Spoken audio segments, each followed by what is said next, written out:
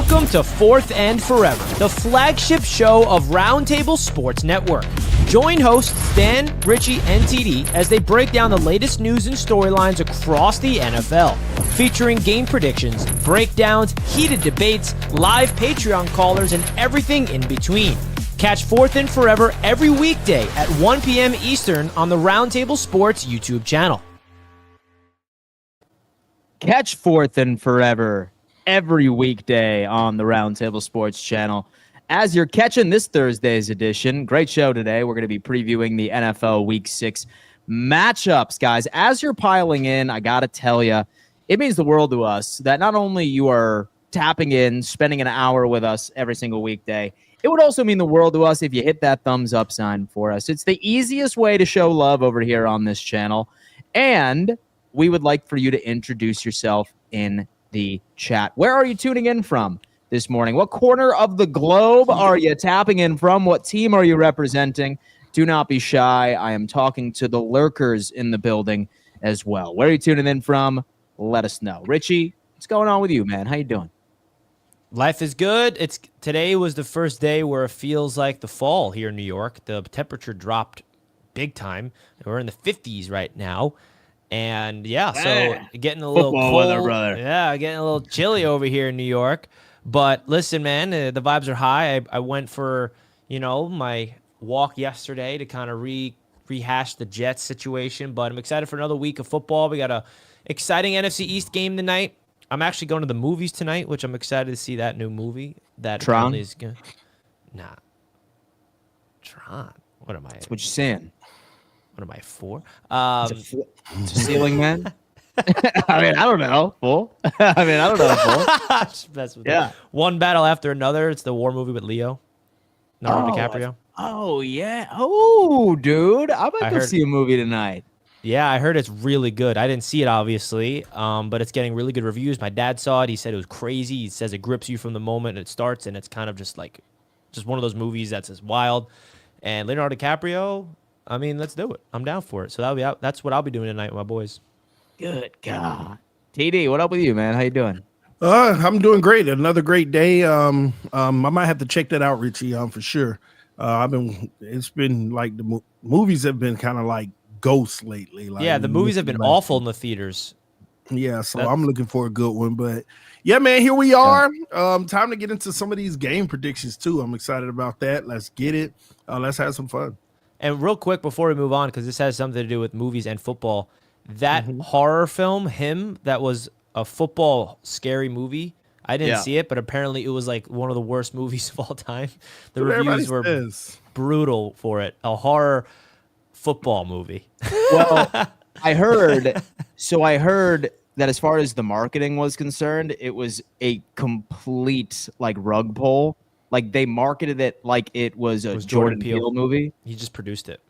But he just produced it. He did not direct it at all.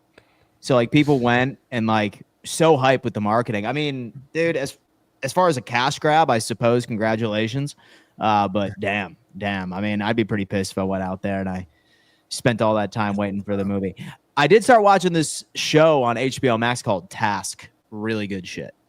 Watch that if you're looking for a piece of cinema, man. Great show. Indeed. We have Iowa is in the building. Vikings fan, what's going on? New Orleans is in the building.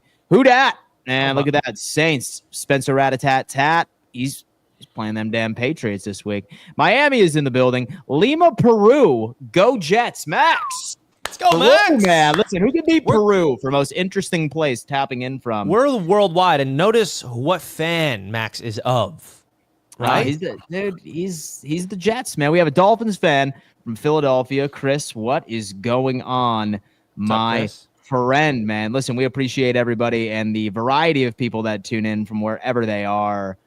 Damn. All right, anyway, Super Chats today go to Dan's heating bill. Hey, dude, it's not even so much that, dude. I like keeping my house at about 68 degrees. And 68 on the AC is where I run all year long, man.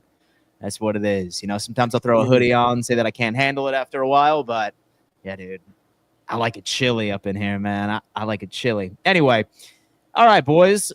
NFL Week 6 is fastly approaching, but I did kind of want to discuss the trade that was very interesting yesterday. The Cleveland Browns and the Jacksonville Jaguars, they traded one young, promising 25-year-old cornerback for another young, promising 25-year-old cornerback. Greg Newsome is now on the Jacksonville Jaguars from the Cleveland Browns. Yesterday, we were talking about, hey, will the Browns maintain their defense all season long, or will they hold on to it, since maybe they have some hope in their QBs? No, not at all. The first domino fell, and Greg Newsome is now a Jacksonville Jaguar. And the Jacksonville Jaguars ended up trading a CB for CB type trade.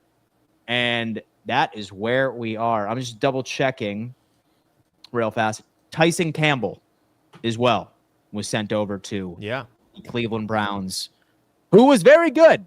Man. Like, you look at both of those players, I think that you could make an argument that this move was super lateral.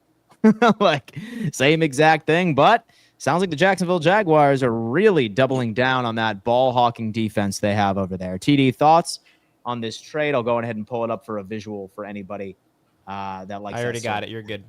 Pull it up, baby. Yeah, I don't.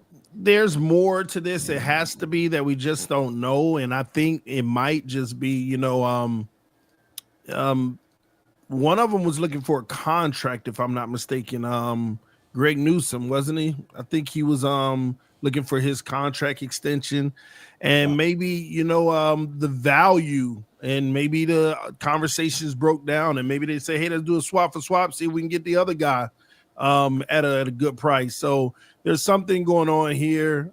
Just shocked they traded them. Both of these guys have talent, but hey, Jaguars also see something that they feel that can help them impact this team now.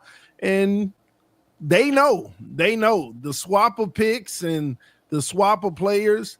They both covered the other guy maybe a little bit better, or it works better for their organization. But I just really don't see the massive change on either team. I think both of them have success in both franchises, really. Both franchises. Tell you what, man, Greg Newsome, man, he's a Jacksonville Jaguar being added to a scary unit already. Richie, thoughts on this late night acquisition? Talk to me. Yeah, maybe it could be a scheme type of situation. You got the Jaguars, a brand new scheme that's being implemented that's working, and maybe they felt a good opportunity that Tyson Campbell, as good of a corner he is, maybe they feel like Greg Newsome fits what they're trying to do schematically a little bit more. And the Browns are just in a situation where they're just trying to do anything. And I think the contract situation can definitely be a part of this as well. Interesting trade. You don't really see trades like this often where it's just the same position for each other. You're swapping, and then there's a late-round pick involved. But, yeah, man, the Jaguars are a very intriguing team, man, because they are winning in ways that feel like it's not going to be able to be sustainable. But what if it is? What if they just keep taking the ball away? What's the NFL record for most takeaways from a defense in one season? Because having 14 is wild already. I mean, I don't know if they have the most, but in the first 5-week span in NFL history, probably not. That probably would have been a stat by now we've seen, but they're on a crazy pace.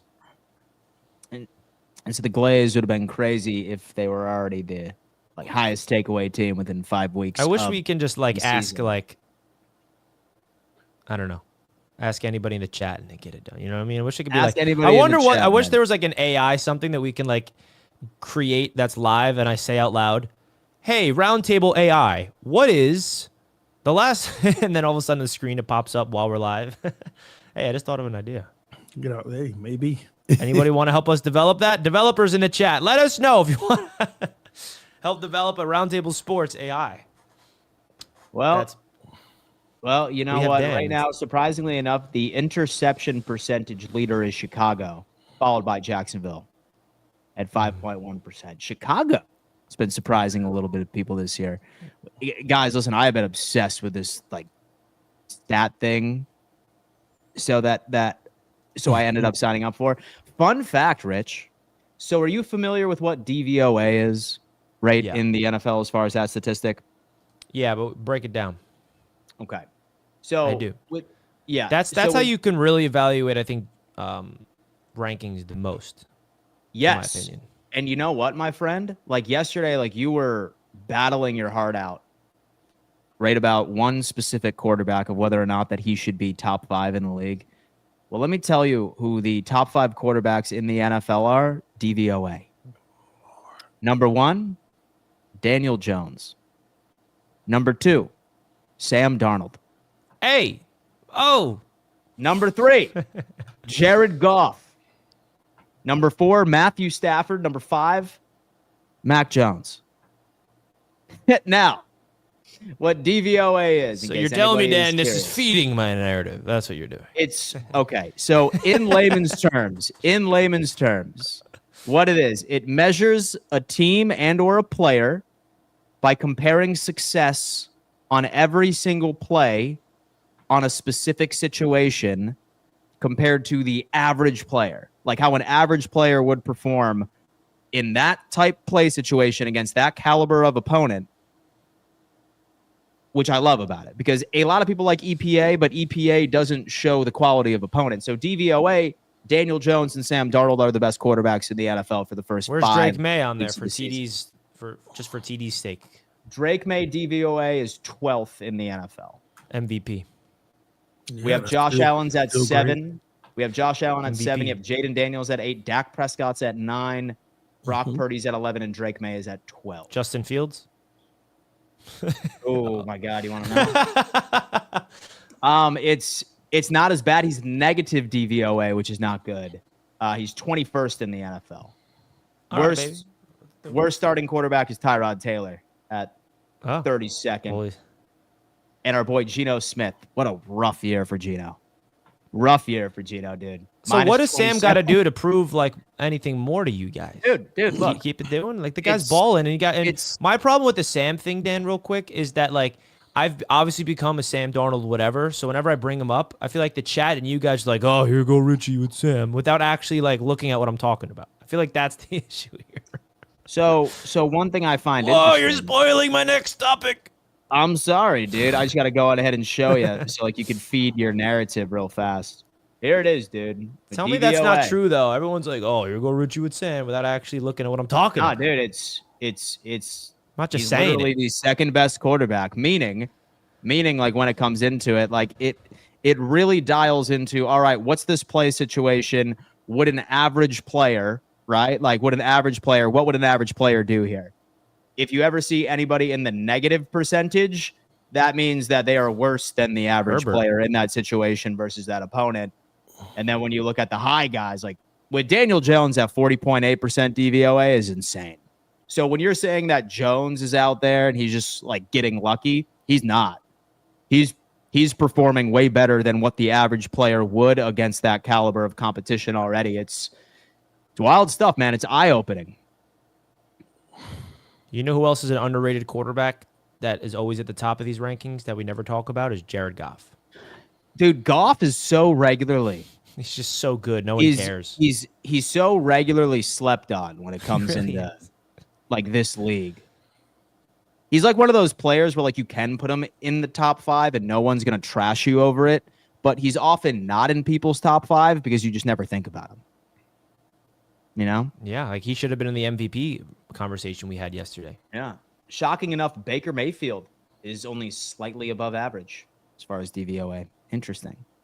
He's still my MVP candidate, but I mean, here you go. Anyway. TD, thoughts? DVOA is adjusted based off of the average defense that you're playing. And when you have guys like Daniel Jones playing the Dolphins and all the teams that they've played, I'm sorry. You're gonna have to wait till about week 10 to get a true DVOA. It's true.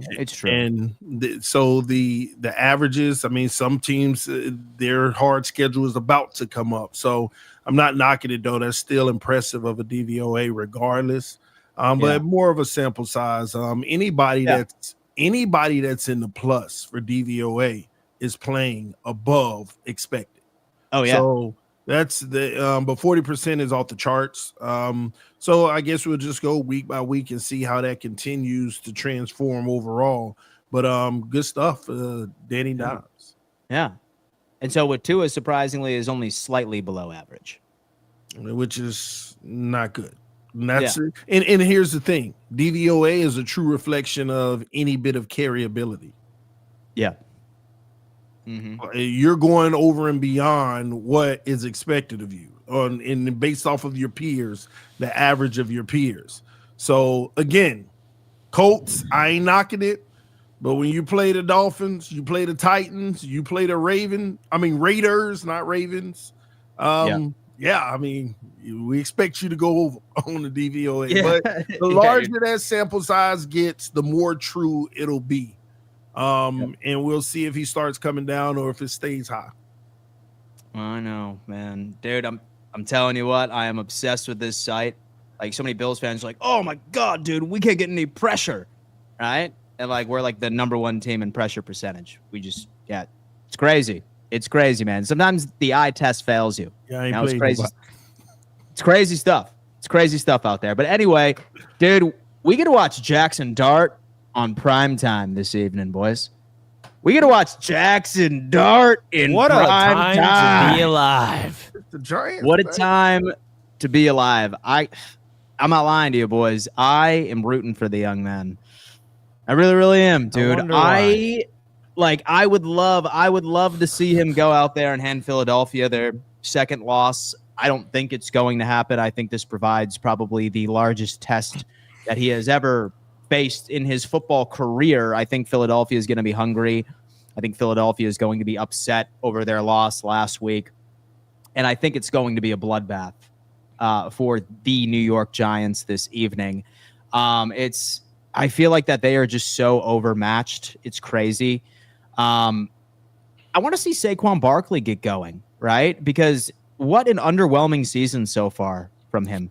Like, what people haven't been having the conversation about as of late, I'm not really bought in on this Philadelphia Eagles new offensive coordinator. I'm not really sure what he's like wanting to do. It is a far cry from the exciting offense we saw last year with Kellen Moore, now transferring over into his protege. Like, they're keeping it very basic, very vanilla.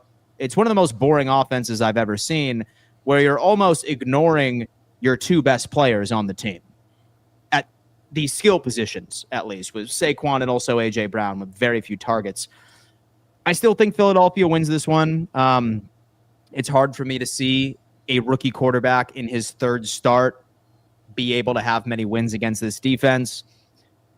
So I'm going to pick Philadelphia to win this game by a significant margin, say 10-plus points. I'm not sure what the spread is here, but I would definitely take the Philadelphia Eagles points. Richie, thoughts? Yeah, another thing to bring up about this game is the Eagles had a team meeting, more specifically Jalen Hurts, A.J. Brown, Devontae Smith, like the playmakers with the quarterback, because there's some things going on. I don't know. I think, isn't Saquon a little banged up?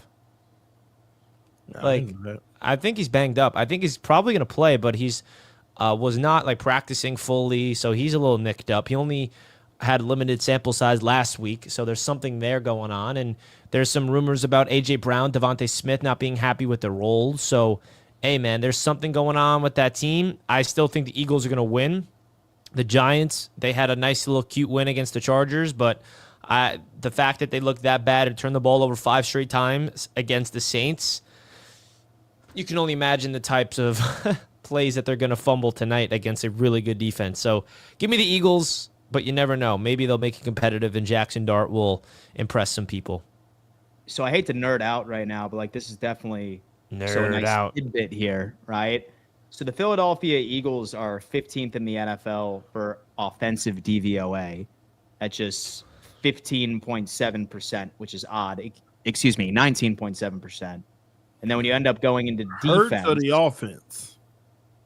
So with the offense in general, it's just 15.7%. So still good, but like really like toward the like middle of the pack. And then defense, which is even more of a surprise to me here, they are barely negative DVOA. So they're barely negative DVOA. So league average. Yeah, they are minus 0.03 defensively.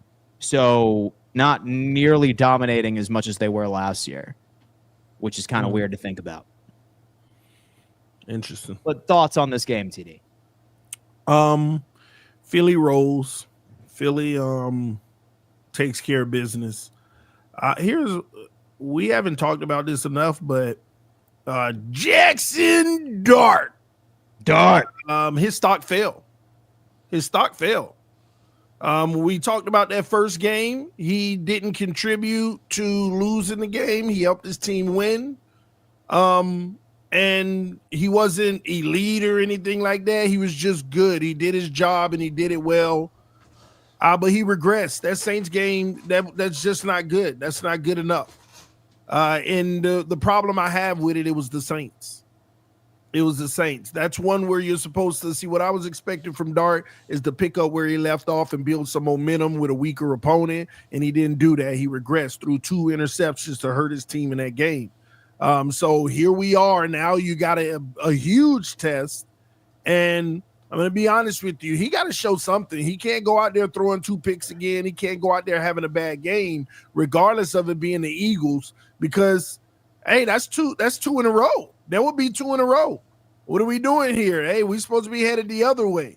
So he gotta perform this week, because, a lot of times we just look at these rookies. We talk about the good games, but we kind of glance over the bad ones. Are you that dude?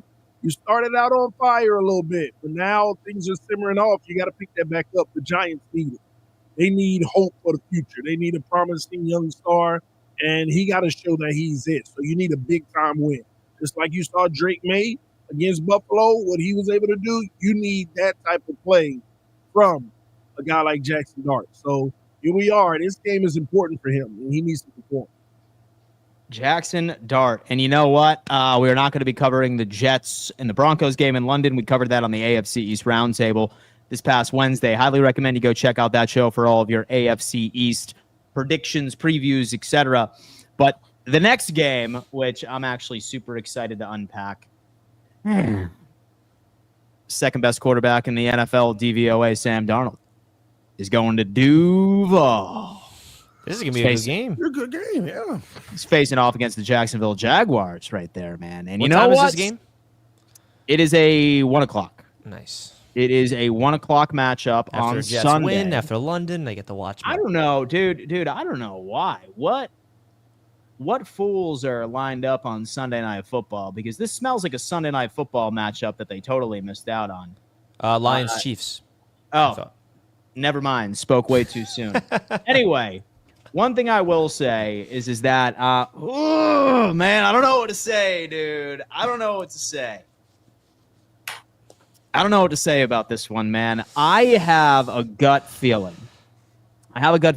Look, I know that some people might not be happy when I say these things because the Jaguars are 4-1. I don't trust the Jacksonville Jaguars. I don't. I think that they are succeeding. And so I think that they are succeeding with Trevor Lawrence as their detriment. I really think that that's the case.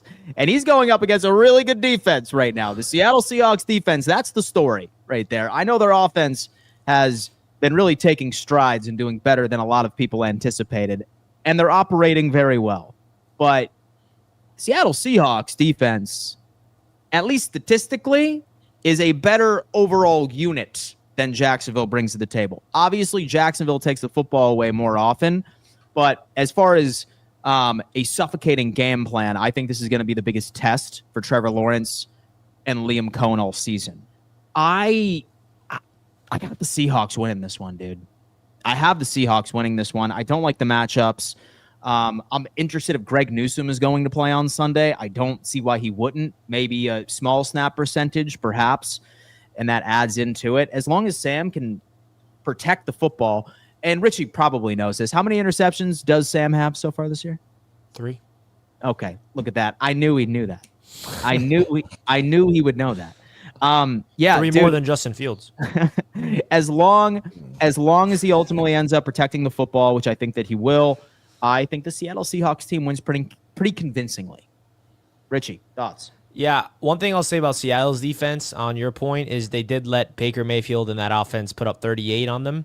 So there are some holes, and I know Baker's in that offense is definitely a high prolific offense, but there are some, cracks in that defense that I think Trevor Lawrence and that offense can take advantage of. They really got to start getting Travis Hunter the rock and get him more involved. I think that his big-time play he made down the field could spark something. I like the playmakers for Jacksonville. This is going to be a big game, and Sam Darnold versus Trevor Lawrence, two quarterbacks that I think are really trying to prove themselves in this league, even though they've been around for a while. I think Sam has proven to be the better guy, of course, to this point, and this is a big game for the Seahawks because the Seahawks are in a very tough division. You can argue the Jaguars are as well, but you have the Seahawks that are in third place behind the Rams and the Niners. If they lose, they get to 3-3, then you're really going to start to have an uphill battle here. The NFC is really clogged with a lot of weapons, a lot of good teams.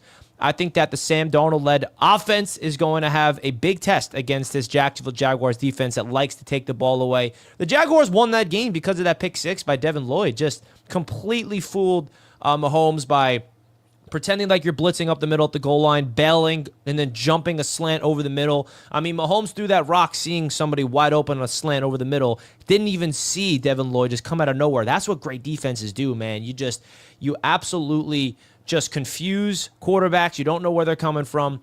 The question is, are the Jaguars going to be able to do that? If the Jaguars can replicate that type of defense and take the ball away, that's their formula. That's how they win. But I feel like what Sam has been doing such a tremendous job of this season that I feel like not a lot of people are noticing is it's not all in the structure. Sam is making plays out of the pocket, pressures in his face. He's stepping up in the clutch. He's throwing across his body deep down the field. Like, he's making those plays where you're just like, this is not just a good quarterback. Like, he really is doing those plays that's like jaw-dropping type of throws. And if he can keep doing that against a really good secondary in the Jaguars, then he's only going to continue his development to be the future of the Seahawks. But I'm going to go with Seattle in this game on the road.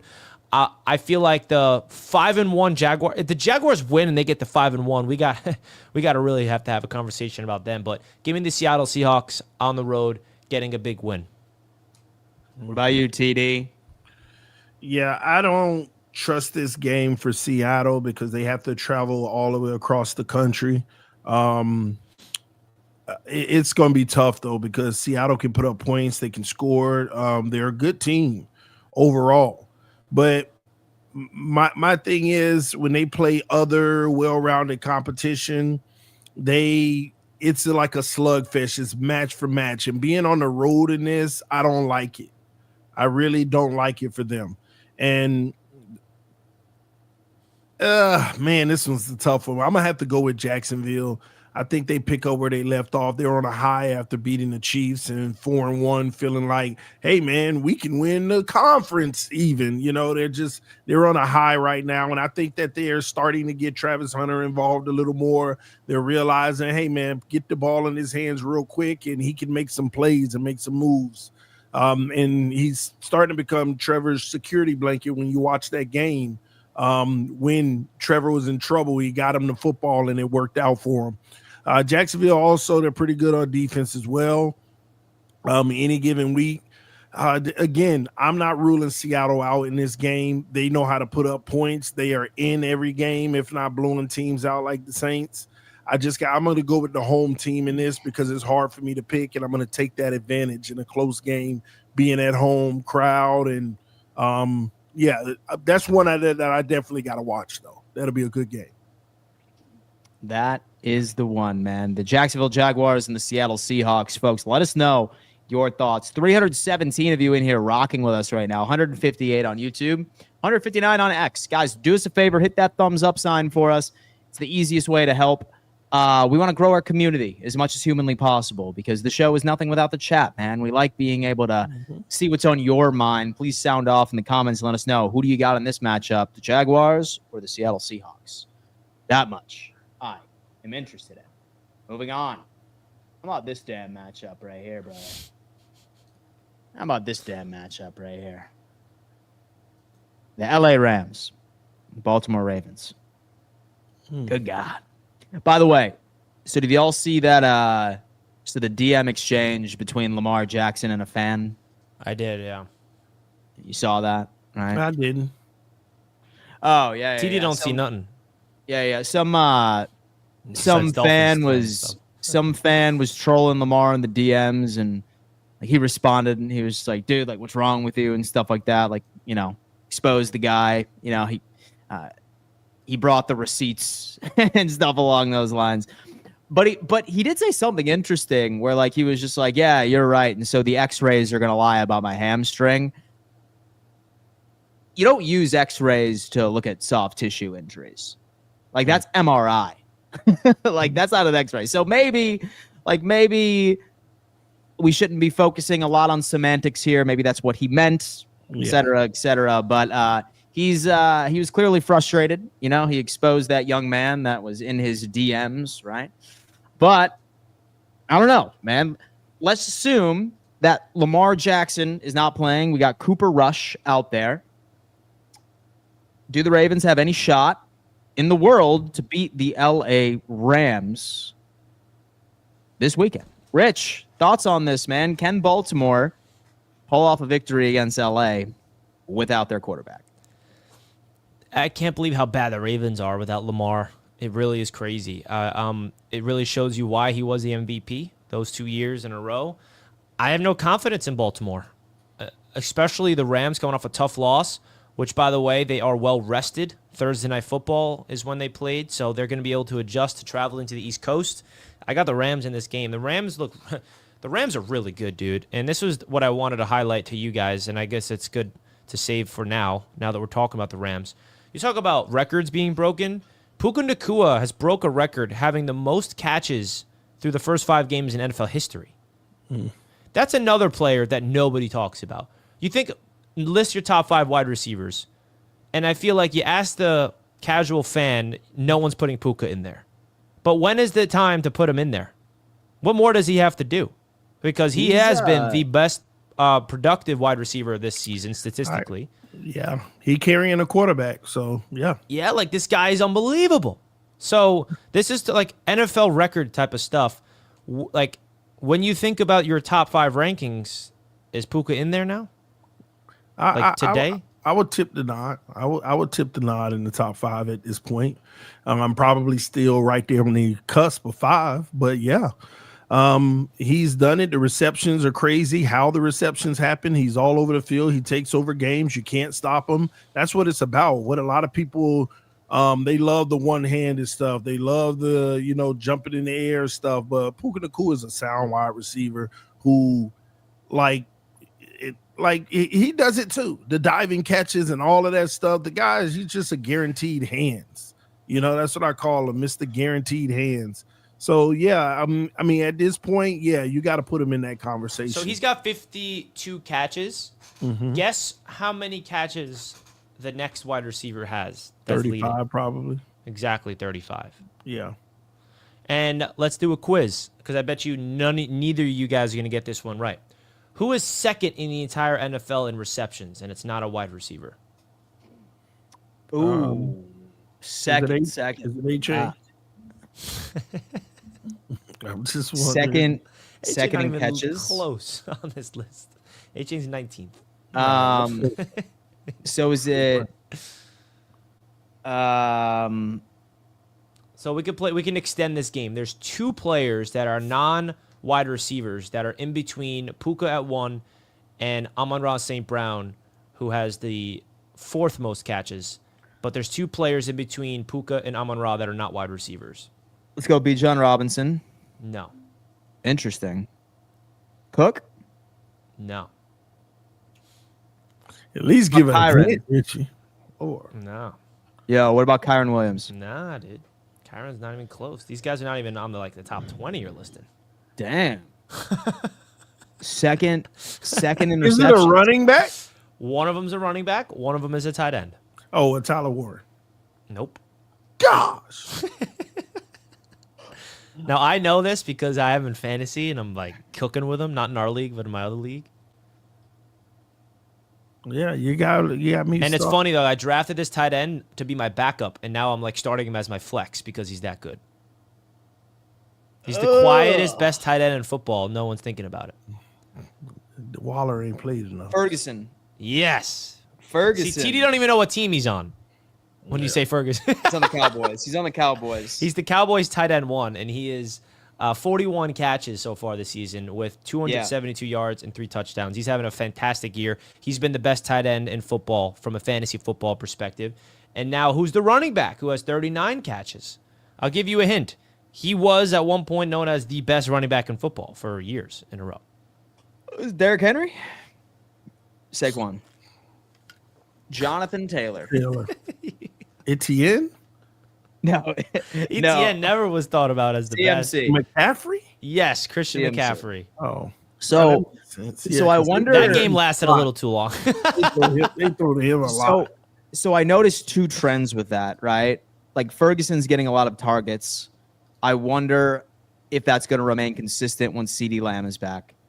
And I wonder if CMC's targets and receptions are going to continue once the rest of their damn team comes back, or like 1 or 2 players comes back in the offense, because Ferguson and CMC are really the only answers for the Cowboys and the 49ers. Maybe Pickens. The chat be cheating, bro. The chat just gave it away to you guys. If you guys didn't say CMC, they would have been stuck forever. No. Puka Nacua. Yeah. You have JSN. Jamar Chase at 32. Joe Flacco, dude. What are you just going to skip over Garrett Wilson's name? You're just going to skip right over him like he's not right there then? I mean, Quarterback-proof Garrett Wilson, he doesn't get any love. He's the garbage he's the garbage time MVP. Huh? Hey, I'll take it for fantasy football, man. Yeah, dude, listen. All right, man, listen, we're going to have to figure it out. But it sounds like it's all unanimous right now that LA is going to beat Baltimore. It's just crazy to me, like, what happened to this team. I understand that they have injuries, but even when you look when Lamar has been out, and even back when he was playing, like, you're not seeing this team, first off, utilize Derrick Henry in first and second down. When they utilize him, they are impossible to stop. But for some reason, his first and second down carries are almost virtually non-existent. And that was even when Lamar was playing. They are one of the lowest running teams in play action, like, on the face of the planet. Like, you have Derrick Henry on your team and you're not running play action. Something is wrong with this team. Like, you can't convince me that this coaching staff is trying to sabotage this roster. Or, like, there's something deeper going on, like, with this team. Because you have all of the personnel to make it work, and you're ignoring how you can be efficient. Like, not using Derrick Henry first and second down and being one of the least running play action teams in all of the NFL doesn't make sense to me. I have no idea what's going through their mind. Does John Harbaugh, like, maybe he wants out or something? And, like, he's like, yeah, I'll just get fired so I can get a sweet severance package or something. So, I have no idea what it is. Thoughts on why this Ravens team is the Ravens team this year? Well, first off, Lamar Jackson didn't practice again today, so he's probably going to be out this weekend. And this Raven team is the way it is this year because their quarterback got hurt. I'm not worried about week 1 when they lost to Buffalo. Bad break at the end. Derrick Henry with the fumbles and all of that stuff. Catching some bad breaks, but they've been doing that, and they still have had successful seasons. But Lamar going out at the wrong time when they should have been making a run to get themselves back in is what really the issue is. Now, that defense isn't playing as good as it usually is either. And, Harbaugh's getting a lot of pressure off of that. It's on him. He has to be able to coach his team up regardless of the quarterback and figure out a way to win. And that's not good. So you got to put this all on coaching at this point. You got to put it all on coaching. They got to be better and figure out a way because they got the talent. Nobody can sit here and say that they don't have talent on that roster. It should be winning games. I agree. Tony, Dan, we hate going to Jersey. Yeah, we do. Hashtag here for Bob. Oh, boy. Man, poor Bob. Scott, question for all of you in the Jets-Dolphins game. What are your predictions for those games? How do you think your team will do in those games? Dan, you can't run. Super chat will get us to talk about these games. For the rest of... Oh, okay. He's talking about the Bills, Jets, and the Dolphins game. So, Scott, we did unpack all of this on the AFC East roundtable, but real quick, I have the Dolphins losing to the Chargers. I have the Jets losing to the Broncos in London. I have the Patriots beating the Saints. I have the Buffalo Bills beating the Atlanta Falcons. What about you, TD? The Dolphins will lose the game, all right? I just think that we're going to lose the game. That hurts you to admit. He's a broken man. See how painful that is for you to say? No, we will. The Bills, hold on. The Bills play who again? To liquid death. Liquid death, man. Who the Bills play again? I forgot. Atlanta. Atlanta, yeah. On Monday Night Football. This is a trap game, but the Bills going to win this one. The Jets, you guys have... We're waking up in the morning, baby. We got an early stream. London. Monday night. Who do y'all have again? Not Monday night. Sunday morning. London. Sunday morning. Denver. Yeah. Denver. Y'all going to lose for sure. And Patriots got the Saints, right? Yeah. Yeah, the Patriots will Trap win. game. They're the best team in the AFC, so yeah. Wow. But yeah, I think that the Broncos are entering a trap game. I've changed my thoughts. The Jets are getting their first win of their season on Sunday, and I'm excited for it. You really believe that though? Yeah, I believe. No. Seriously, Denver frauds. They're high as high off of the Eagles win. The Jets are as desperate as you can possibly imagine. If the Saints and Titans can get a win, the Jets are going to get a win, bro. Okay? Desperate victory, okay. We're getting one of those, and it's not going to do much. It's not going to save the season. We're not all of a sudden turning it around to be a playoff team, but we're getting a freaking win this weekend in London. And the reason why we're going to win is because we're not going to have stupid turnovers, okay? And that's going to be the difference, even though it's going to be Denver tough. at the wrong time. They heating up. Yeah, I know. They're heating up. Come on, man. Let me believe. I'm going to let you. Chargers beating up on the Dolphins. Don't sleep on the Saints against the Patriots, but I'll get the Patriots in that one. And I'm sensing a Falcons win all of a sudden. That's a trap game. Richie. That's a trap game. Man, if the Falcons... With the whole world watching on Monday night, Michael Penix finds Pitts down the right sideline. Oh, Josh Allen fumbles. Oh, there goes Bijan. Telling y'all that Josh Allen I know is back. He's back. Arm punts. So he fumbled too. He had 2 turnovers, didn't he? No, he only had 1. He just had the pick. I thought he fumbled in that game. No, so with Michael Penix is interesting because dude is a line of scrimmage 9 yards down the field merchant. His completion percentage past 10 yards is 48%. His completion percentage past 20 yards is 13.6%. So the dude just does not stretch the field. His accuracy goes completely out the window. So what I would like to see from the Buffalo Bills is that don't run 2 high safety shells. It's pointless. He's not going to stretch the field. Bring Cole Bishop into the box, stack it, dare him to throw downfield, 10 to 20 yards. Maybe he might connect a couple of times here and there, but that's how I think that we can, sort of neutralize him a little bit. As far as that offense, so the Falcons are a really good run-stopping defense when they run out of base 3-4, but when they end up transitioning over to nickel, that's when you can run against them. So I'm hoping for a lot of 11-man personnel. The Bills are not as good at running the football in 11, but that's how you beat the Falcons. I think it's going to be a big James Cook game. Yep. And just don't cough up the football, all right? And don't give me a full football field of penalty yards either, and I like our chances. That's me, brother. Yeah, we shall see. You never know, man.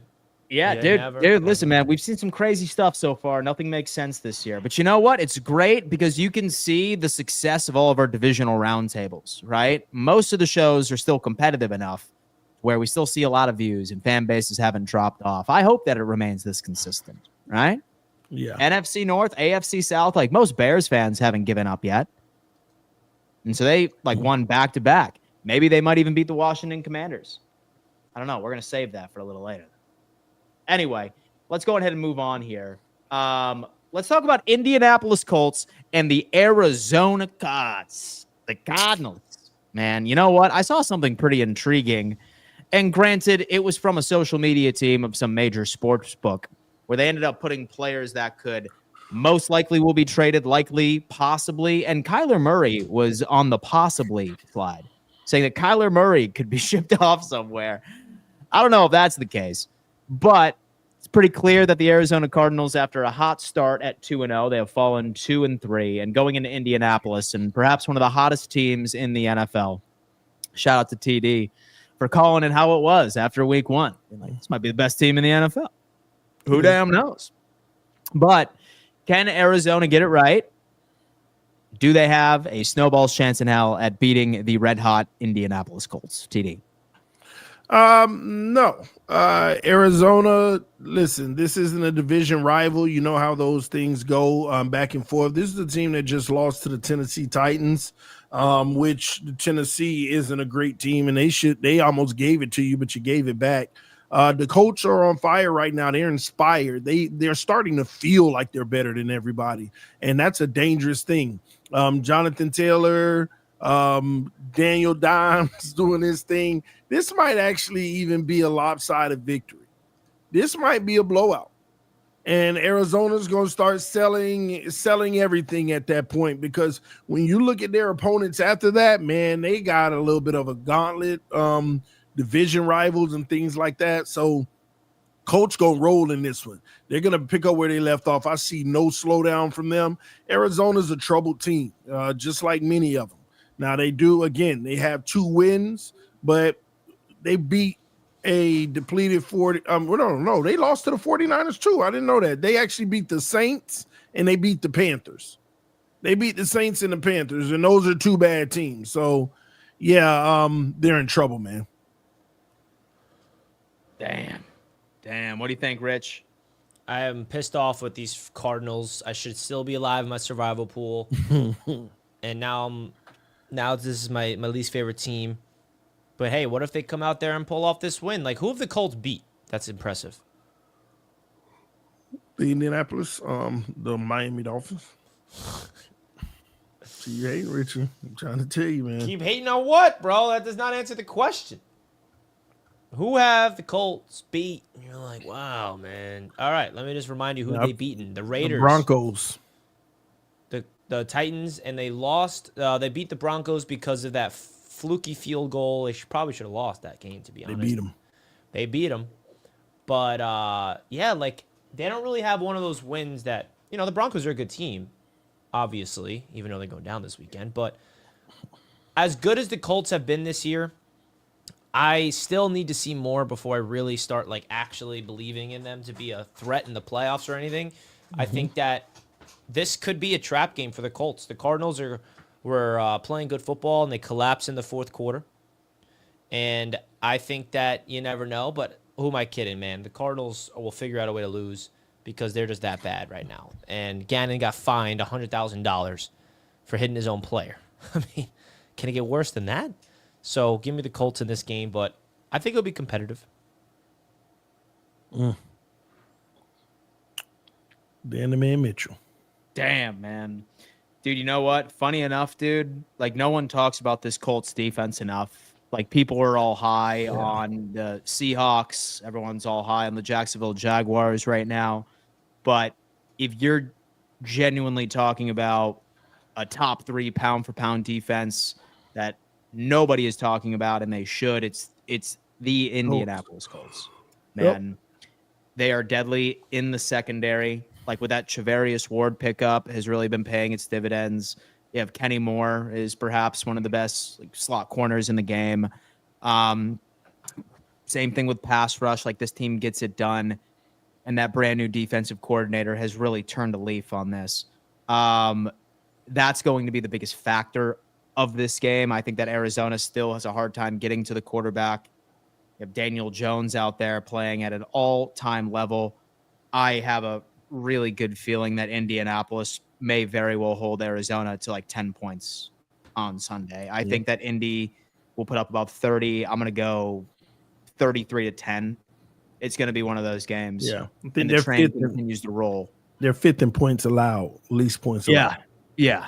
Like, it's such a suffocating defense, and this Arizona Cardinals team can't stop a nosebleed typically. I'm sure Kyler will, shoot himself in the foot a couple of times. Yeah.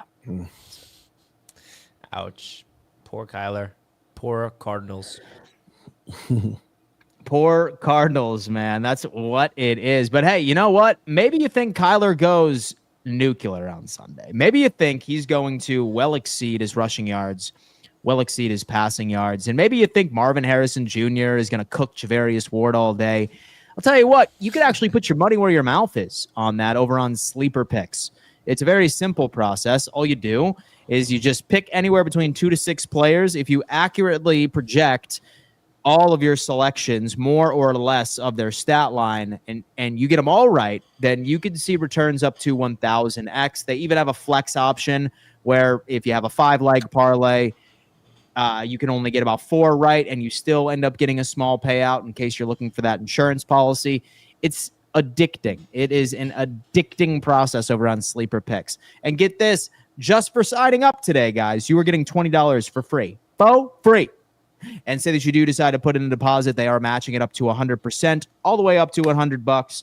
So certainly go take advantage of this, guys. It is so fun, especially for some fan bases that are already dusting off their mock drafts. Might as well have a little bit of an adrenaline rush during or the remainder of the NFL season. And shout out to Sleeper. Talk to me. Is it true Tua is a risk of being benched for Wilson? Oh. No, it's not a rumor. True. It's not true at all. I don't know where that comes from. It's not true. Tua is expected to play Sunday, by the way. Is there a world where Tua does get benched, or say he has to not play and Zach comes in and he balls that he's your future for next year? No. What happened to the Zach Wilson narratives you were pushing? You're done? Yeah. So we were talking about this yesterday about his press conference and stuff, and I've seen Dolphins Twitter very divided on it. Maybe it's some of the straggling Tua-neers out there that haven't given up yet, like the sole 5%. But someone was just like, if you have a problem with what Tua just said, you need to grow up, man. I have no idea. TD, what were your thoughts on his statement? He said something like, win or lose, I'm still going home. My kids love me. I throw 5 touchdowns and I throw 5 interceptions. I'm going home. My kids are still happy to see me. I get that, right? But I feel like that's a cop-out type statement at the podium. No one's suggesting you're a bad father, Tua. All right? No one's suggesting you don't appreciate the fact that you love your family. We're glad you love your family. But good family men can suck at their jobs, right? And when they do suck at their jobs, typically they give some sort of accountability on the stage. So anybody that's like, oh, no, come on, how are you going to hate him, man? He was just talking about how much he loved his family. It's a cop-out answer. It's a cop-out answer. TD, talk to me. How I feel about it is Tua's honest to a fault. That's how he feels. And this is what Dolphin fans need to realize. Nobody's saying he shouldn't be happy to see his kids when he goes home, but be a real leader. Be a real leader and read the room and understand the responsibility you have as an NFL quarterback. Read the room. You don't say, well, whether I throw 5 picks or 5 touchdowns, I'm going home. That is literally saying I'm fine either way. I don't care if y'all want to be like, that's not what he meant. He's just, no, he's trying to make sure he find his peace at home. I get it. Mental health and make sure he's good. But read the room. You don't say that. You don't say whether I throw 5 picks or 5 touchdowns, I'll be fine because I get to go home and my kids make me happy. Dude, that's it. All right. That's like you work for a real estate company and you say to your boss, you're just like, I don't care if I sell 0 houses or 100. I'm still going to go home. My kids are going to love me. What's going to happen, fool? Especially if you ain't selling What's going to happen, fool? Come on. Yeah, if you're not selling houses, you having a bad few months of no sales. Yeah. Come on, man. You got to read the room, and he doesn't, and that's the problem. And people are trying to frame this. I mean, he's telling you, he ignores you got to be more descriptive. I'm sorry, not in this critical moment for Dolphin fans where they need their quarter. And on my timeline this morning, I got Tom Brady. You know, when I played against my competition, I went home and I watched film for a week straight. I knew the defense better than they knew themselves. Blah blah blah. Like, this is what you want to hear. Not when I get home, you know, I'm good no matter what happens. We want you to feel conviction about playing bad. You throw 5 picks, we want you to go home, love on your kids, but tell us that you getting to work, putting some extra effort into getting to work. Nobody's knocking you loving on your kids and them making you happy. But read the room, man. That was a statement that was selfish, and it had total disregard for the responsibility that he has as a quarterback making the money he's making in the NFL. That's it right there. He's making money. He's like, sees that check hit his account bi-weekly. He's like, I'll throw all the picks I need. And so Paul in here just said that he quiet quitted, which is hysterical, right? Like, that's probably what it is, and it's super trendy right within people his age. And also, like, there's a lot of stories where people get paid, and they feel like, you know what, I'm probably not going to get paid again, and they lose that drive. They lose that motivation, and he's complacent now. So he realizes, I got all this guaranteed money. I'm most likely not going to get paid again. I'm just going to play out, go to my job, do what I got to do, go home, hang out with my kids. I think Tua's taking this as a job now more than like a real strive to be greatness. It's like a dead-end job for him. He like hates it. Yeah, like it doesn't feel like there's a strive for greatness anymore. And that should be, you know, you see all these great quarterbacks around the NFL. They're all trying to be great. You don't see that with Tua, even after getting paid. So that's my thoughts of that. Tua, man. With a super chat. Kyler Murray hasn't practiced this week, may not play. Also, Daniel Jones' Kool-Aid flavor this week, Cardberry lemonade. Cardberry lemonade. You know what, Cardinals, dude? red lemonade. I'm so happy that Terrence has hopped on the Indiana Jones train, right? But you should really be on that defense train, man, because no one's given enough credit to that Colts defense, man. That is also a massive part of the equation. High on them damn Colts, man. I have way more confidence in the Colts than I do at Jacksonville. I have more confidence in Houston than I do at Jacksonville, surprisingly enough. We'll see. We will see what this division looks like in December. I reserve the right to be wrong.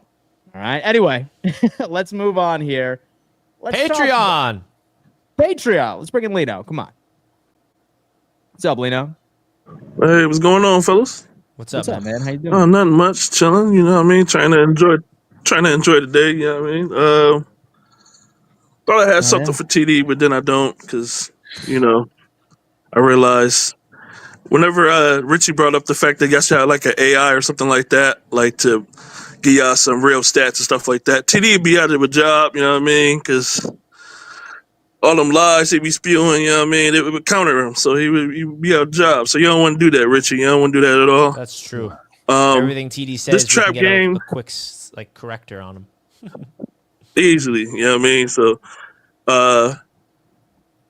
the Bills versus Atlanta, I don't know why everybody's saying that's a trap game. I mean, if you really watch the game where they played against Carolina, oh my Lord, yeah, I mean, like that is just, it was just a disaster, you know what I mean? Even a good offense will still put up some type of points, you know what I mean? So I don't see no trap game, you know what I mean? As far as Miami, y'all need to stop hating on Tua, man. I love Tua, man. That's a tribal chief, man. Y'all need to stop hating on that boy, man. Let him live his life, you know what I mean? If he want to do what he wants to do to continue losing, I mean, continue doing the good culture there, you know what I mean?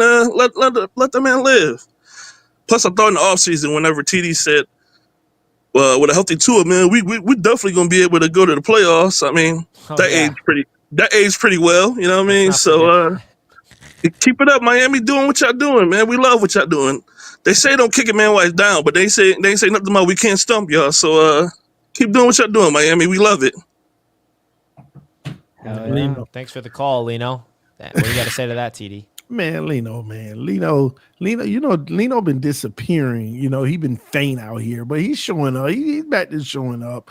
I didn't see him the other night, by the way, but Lino, you're going to forever have the Dolphins on your mind because we threaten you the most. I know we down right now, but we'll be back up. And you know what's crazy? No matter how bad a team is doing right now, everybody's still in it technically. You know what else no we one's need? Like, mathematically eliminated yet. Yeah, and not far off, either. 2 weeks from now, it could be a whole different landscape. oh boy. You see, I just mentioned that AI thing for stats, but I wish we can, and this is impossible, but we can put like a lie detector on TD because TD says things that he doesn't even believe himself. What did I say? So many times. What did I say, Richie? That the Dolphins are the biggest threat to the Bills. Like, we know you don't even believe it, but you're saying it. We've been the biggest threat to the Bills. Now. No, you haven't. You never have been. No, stop. We've been the biggest threat. Dan Mitchell, let me ask you a question. In the last 5 years, which team has truly been a bigger threat to the Buffalo Bills out of the other three? Well, if you're just keeping it in the AFC East, but that's a general statement. Oh, well, yeah, I see what you're saying. You're talking about like the Chiefs and all. Of course. Yeah. Well, let me correct myself. The Dolphins in the AFC East has been the biggest threat to the Bills. We still just haven't been able to deliver. 1 year you were. No, we've been a threat. We like we've had games 30 to 27. Like, yeah, but in terms of like at the end of the season where it's like, oh my God, who's going to win the division? I don't care about you guys going up against each other twice a year. It's more about the threat to win the division. There's only one season. We've been the threat. There's only one season where it was an actual like competition at the end. No, that's not true. That's not true because we've actually made the playoffs. We've been a threat twice, right? Yeah, we've been a threat and barely missed. Remember, Tua's rookie year, win and you're in. We played Buffalo, we got demolished, but we've been a threat. So we've constantly in the last 5-6 years. All right, so now let's get back to what you just said. We are a threat, so you still feel like you're the threat. Well, Buffalo, we always live rent free in their head. So you can live in the past with all those years, but how about right now in this moment? You just said the Dolphins the biggest threat to the Bills in this moment. All right, maybe not this but I think the Patriots just proved that wrong. The Patriots are the biggest threat right now, okay? But Bills fans got PTSD from us threatening them for so long. So, yeah. I don't think a Bills fan is ever scared of the Dolphins.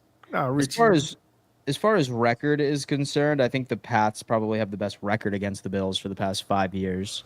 But I suppose as far as like who is the most likely to get second place for the past 5 years, yeah, I guess I give it to the Dolphins.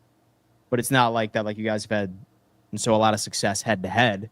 But I'm so the sick Pats of being had more like head to head success than the Dolphins, but so the Dolphins had more success at always finding themselves to be at second place. If that What does makes it feel like to be a good football team? It's good, but then in January it's a different conversation. In January it feels, feels pretty rough, Well, the Yankees lose. We can wrap up this show now. I know that was random, but that felt good. Folks, thank you so much for tuning in to another edition of your favorite midday NFL show on the internet.